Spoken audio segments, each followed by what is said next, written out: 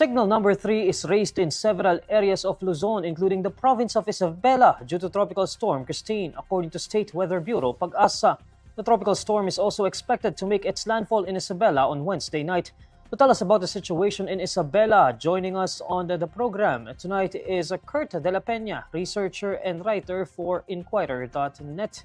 Kurt? Good evening, Neil. Can you hear me? Yes, we can hear you, Kurt. Kurt, kamusta ang sitwasyon ngayon dyan sa Isabela, especially with the expectation or the forecast of Pag-asa na dyan daw magla-landfall ngayong gabi or bukas ang Tropical Storm Christine? Neil, sa ngayon dito sa Cauayan City, wala mang ulan, katitila lang ng ulan, pero ramdam ang pabugso-bugsong hangin. Pero kaninang maaga-aga pa sa ating pagpunta sa may Ilagan City, kung saan natin nakausap ang ilang mga opisyal ng lalawigan, talagang sinalubong tayo ng malakas na buhos ng ulan at malakas na bugso ng hangin. Sa ngayon, nakataas na ang signal number 3 dito sa may buong lalawigan ng Isabela, pero kani-kanina lamang, marami-rami pa rin mga sasakyan at mga tao ang makikita dito sa labas. Kurt, so sa mga images na tinitingnan natin, dito sa may bandang ano ba to? Saan banda ito? Sa may Etiague ba ito? Nakita natin na mayroong mga pagbaha dito sa ilang mga areas na dyan sa Isabela. Neil, sa ngayon, nakapagtala na ang lalawigan ng Isabela ng ilang mga pagbaha sa ilang mga lugar dito sa probinsya.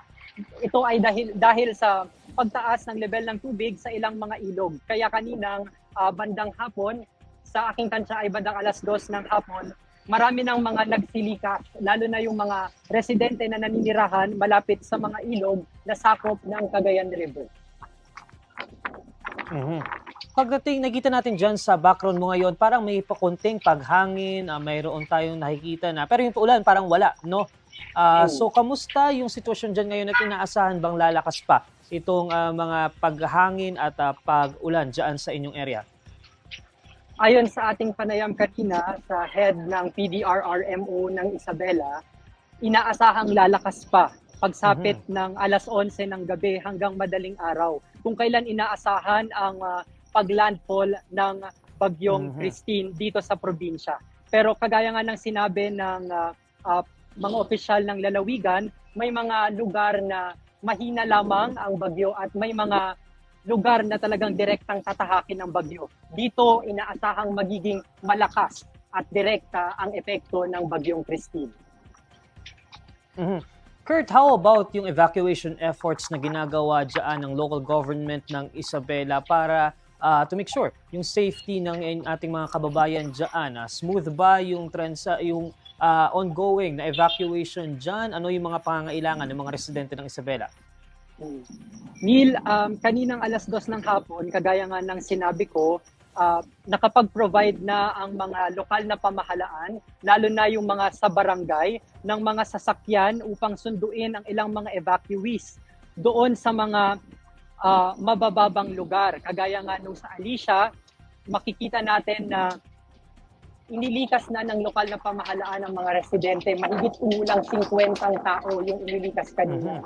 Pero batay sa datos na ibinigay sa atin ng PDRRMO, umabot na sa 128 pamilya o 400 individuals ang inilikas mula sa ilang mga bayan. Lalong-lalo na mula sa mga coastal towns kagaya ng Divilacan, Palanan at Dinapide, na sinasabi nga ng mga lokal na opisyal ng Isabela ay unang tatahakin o tutumbukin ng Bagyong Christine.